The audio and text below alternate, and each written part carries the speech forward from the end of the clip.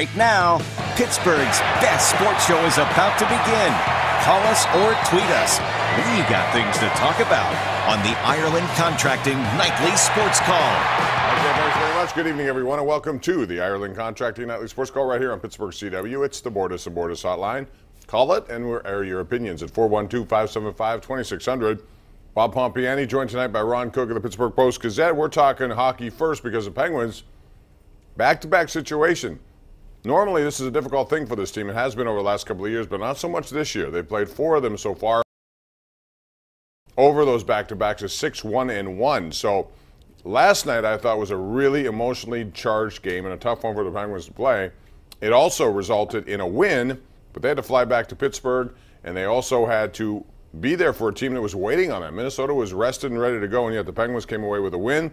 They took advantage of a couple of turnovers by the Wild, but they get a 2-1 win. Ron, all things considered, that's a pretty impressive win. Oh, yeah. I thought it was a really boring game, though, Bob. It was not one of the second period in particular. Not one of the most exciting games, but you know what? The Smith was good, and they took advantage, and the goals were very similar. Gensel intercepted clearing passes behind the net, one by the goaltender, one by a defenseman, got the puck in front to Rust. And he scored one into an open net goal and beat the goaltender with the other one.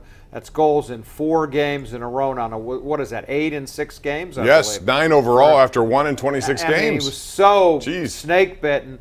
And they always said, get one, get one, get one. Well, guess what? He's got 1. Now all of a sudden he's got 9. So good for him. Good for them to get the win.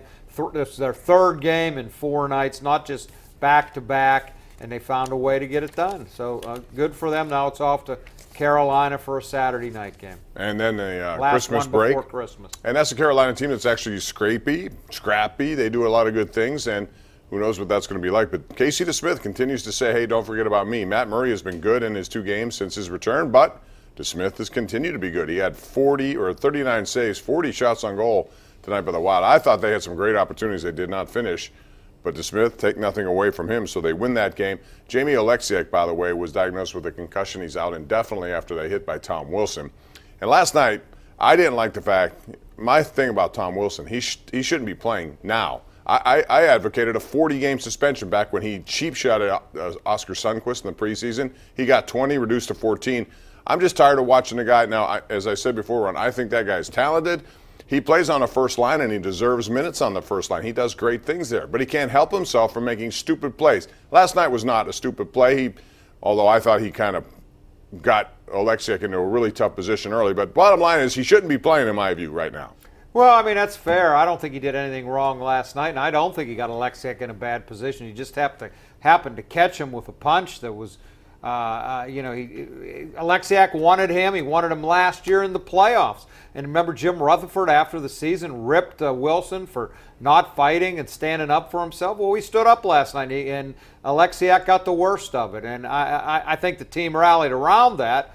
I guess Sullivan said after the game they gave him a rousing ovation in the locker room after the game, and I'm talking about Oleksiak. I had no problem with what Wilson did last night.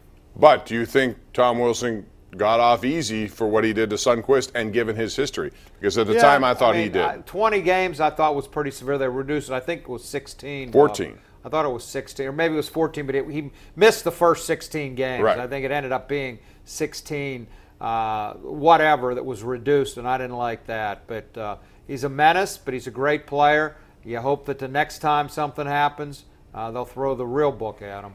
Penguins have gone through the same amount of games this time as last year, and they have 3 more points than they did this time last year, so they'll continue to churn on things, move after the holidays, and see where they can take it. In the meantime, the Steelers have a big game. We're talking a lot about the Saints, and today a new injury cropped up. Juju Smith-Schuster has a groin, and those things can be very iffy. You don't know what you're going to get, especially this late in the week. He suffered it today. Tomorrow's the last practice, really, and then they head to New Orleans, Ron. So boy, I tell you what, if they don't have Juju Smith-Schuster, it's going to take a Herculean effort to try to win that game, I think. Oh, there's no doubt. I mean, I don't know that they can win it with him healthy, let alone if he's less than healthy. He's been, you could argue, their best receiver. Antonio, I think, is still responsible for a lot of the double coverage on him that lets Juju get a little easier path. But these groin injuries can be, very nagging, can hurt him for a long time. He's got to have his explosion. He's got to have his speed, his push-off.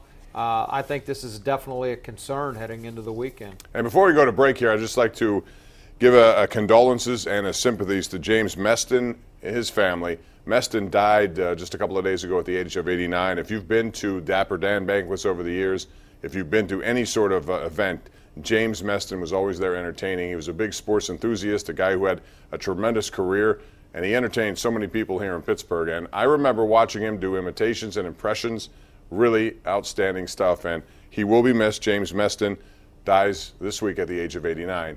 All the best to his family and friends. We'll take a break. When we come back, open up the phone lines, 412-575-2600. Give us a shout. Air your opinion right here live on the Ireland Contracting Nightly Sports Call, Bordas and Bordas Hotline. Back right after this.